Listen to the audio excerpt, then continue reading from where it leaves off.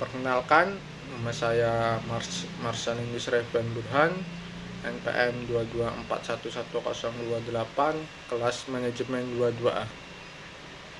Baik, di sini saya akan menjelaskan mengenai materi pengantar statistika. Definisi statistika.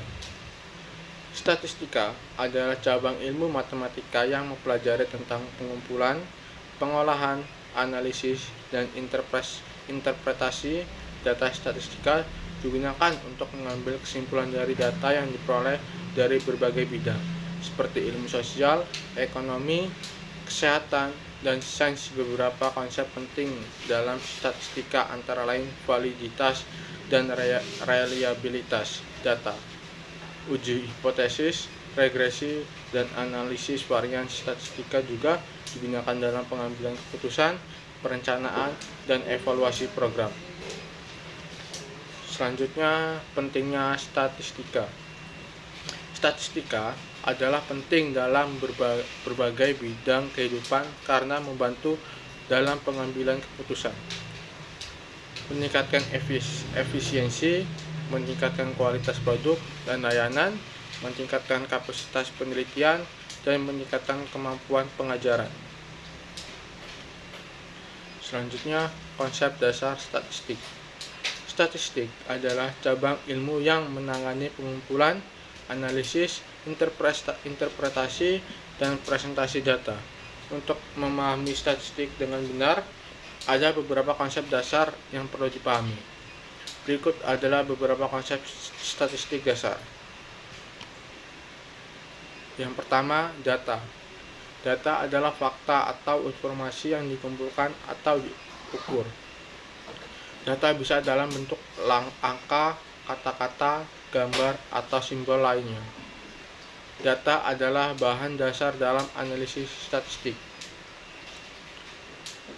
Yang kedua, populasi dan sampel.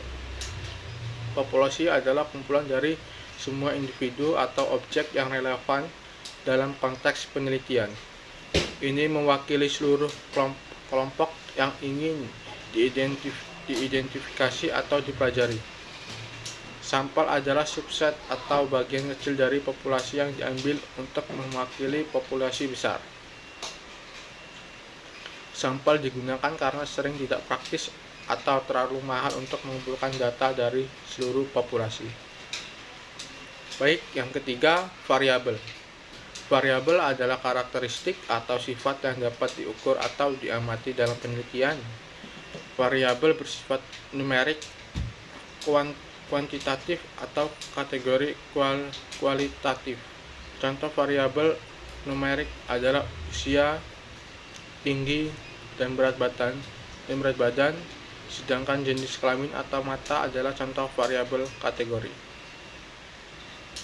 Yang keempat, analisis statistik. Analisis statistik melibatkan penggunaan metode statistik untuk mengidentifikasi pola, hubungan, dan kesimpulan dalam data. Ini dapat mencakup regresi, korelasi, tes square, dan berbagai metode lainnya. Baik, selanjutnya statistik deskriptif. Statistik deskriptif adalah cabang dari statistika yang fokus pada pengorganisasian, penyajian data, dan penyajian karakteristik utama dari kumpulan data. Tujuannya adalah untuk memberikan gambaran yang jelas dan ringkas tentang data, membantu pemahaman, serta mengidentifikasi pola dan tren yang ada dalam data tersebut.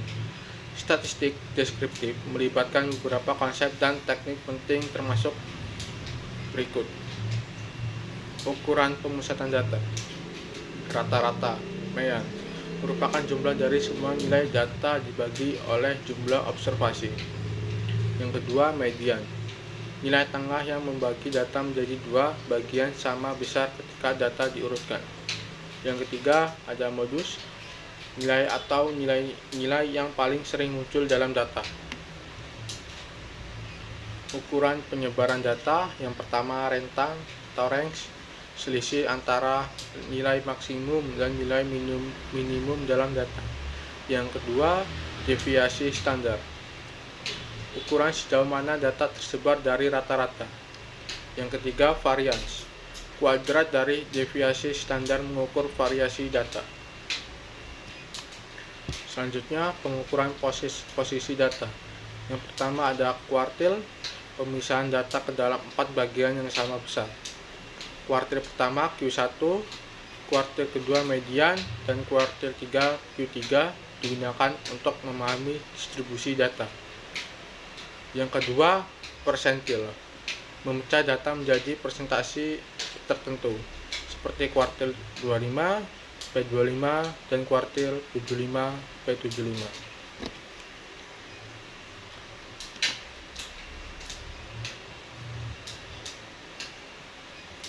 Baik, selanjutnya ada skewness dan kurtosis. Skewness mengukur sejauh mana distribusi data cenderung miring ke kiri atau negatif ke kanan, positif dari rata-rata. Yang kedua, kurtosis mengukur sejauh mana distribusi data cenderung berbentuk lebih tumpul atau lebih lancip dibandingkan dengan distribusi normal. Statistik deskriptif membantu dalam merangkum data, mengidentifikasi anomali, serta memberikan informasi dasar tentang karakteristik data.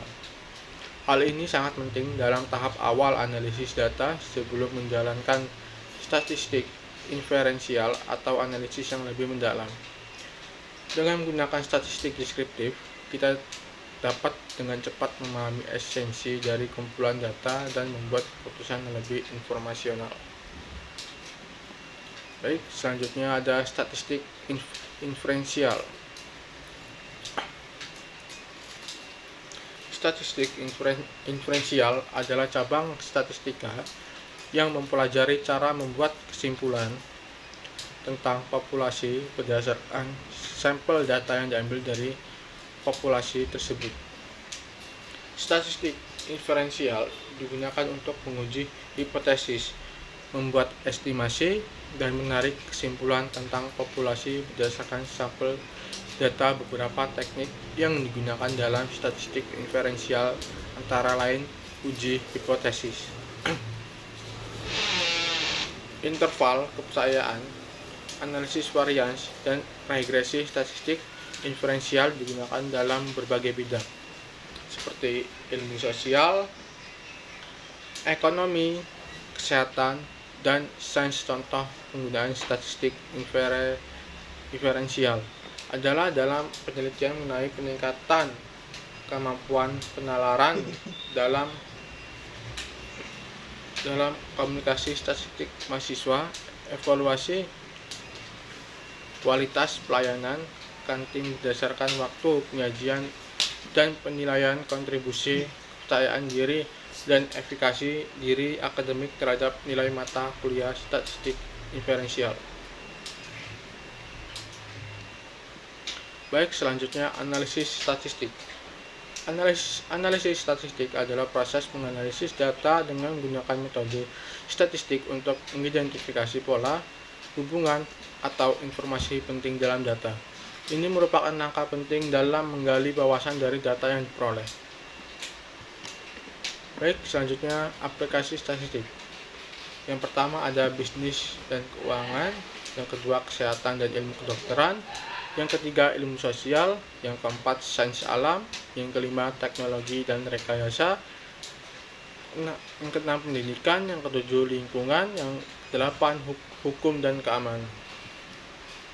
Baik, kesimpulannya dapat disimpulkan bahwa pengantar statistika adalah suatu ilmu pengetahuan yang berhubungan dengan data statistik dan fakta yang benar atau suatu kajian ilmu pengetahuan dengan teknik pengumpulan data, teknik pengolahan data, teknik analisis data, penarikan kesimpulan, dan pembuatan kebijakan atau keputusan yang cukup kuat alasannya berdasarkan data dan fakta yang akurat.